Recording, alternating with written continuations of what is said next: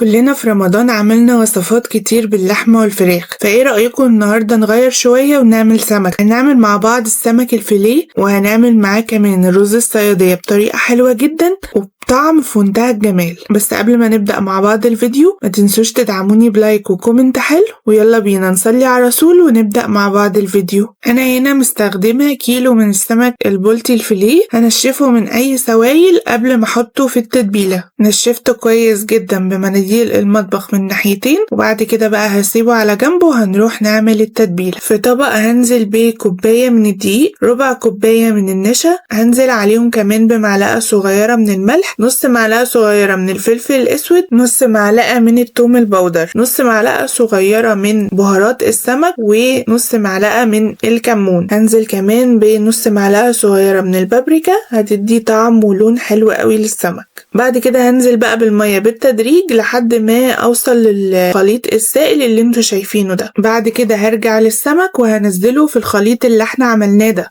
الخليط ده هيخلي السمك معاكي كريسبي ومقرمش، وكمان القشرة ما تقعش منه في الزيت، وحتى وانتي بتقطعيه علشان تاكليه القشرة هتبقى ثابتة معاكي جدا. مش هنزل بالسمك كل مرة واحدة، لا انا هجيب سمكية سمكية واغلفها بالتتبيلة كويس عشان اتأكد ان السمك كده اتغلف بالتتبيلة كويس جدا. بعد كده هنعمل الكفر الخارجي. الكفر الخارجي هيبقى عبارة عن كوباية من الدقيق ونص معلقة صغيرة من البيكنج باودر، بس البيكنج باودر ما تصورش معايا للأسف، لكن انا حطيت نص معلقة صغيرة. مش هحط توابل ولا احط اي حاجة تانية لان خلاص احنا حطينا كل التوابل في الخليط اللي احنا عملناه. هاخد بقى السمكية وابدأ ان انا اغلفها بالدقيق كويس جدا زي ما انتوا شايفين. جنبي طاسة فيها زيت غزير سخن، اخلص سمكية انزل بيها في الزيت، اخلص سمكية انزل بيها في الزيت، وهكذا لحد ما اخلص كل كمية السمك اللي معايا. بعد ما انزل بالسمك في الزيت ههدي النار، اخلي الزيت على درجة حرارة متوسطة علشان السمك ما يتهريش مني، وبلاش نحط اكتر من سمكتين في الطاسة علشان نفضل محافظين على درجة حرارة الزيت.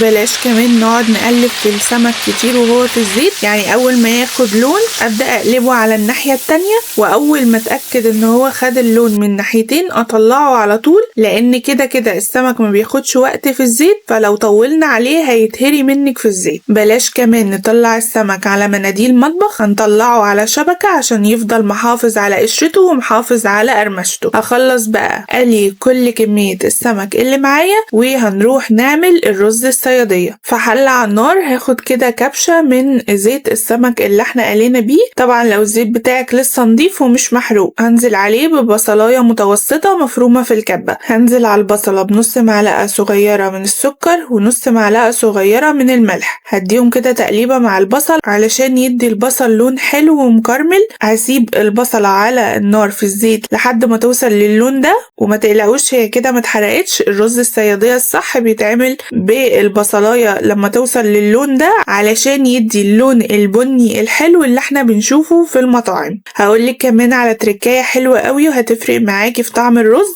اول ما البصلة توصل للون ده هنزل عليه بمكعب من مرقة الجمبري، هنزل بمكعب المرقة على البصلة لحد ما الاقيه داب تماما في البصل. بعد كده هنزل بالرز، انا هنا عاملة مقدار كوبايتين كبار من الرز، هديله كده تقليبة مع البصلة لحد ما الرز يعني ينشف كل السوائل اللي فيه ويتشمع. وبعد كده هنزل عليه بالمية المغلية، هغطي الرز بالمية المغلية حوالي سنتي من المية. هسيب بقى الرز على نار عالية لحد ما يشرب ميته، وبعد كده هدي النار او هنقله على شياطة الرز لحد ما يستوي تماما. وبس كده الرز بتاعي هيبقى جاهز علشان اقدمه مع السمك، وجربوه بالطريقة دي متأكدة ان هو هيعجبكم جدا. قدمت بقى الطبق بتاعي وقدمت جنبه شوية من السلطة الخضراء. بصوا كمان السمك لونه حلو جدا، القشرة ثابتة عليه، حتى لما قطعته بالسكينة برضو القشرة فضلت ثابتة عليه ما وقعتش خالص. كمان الرز لونه حلو جدا زي ما بنشوفه في المطاعم، طعمه في منتهى الجمال مع السمك، بجد طبق متكامل،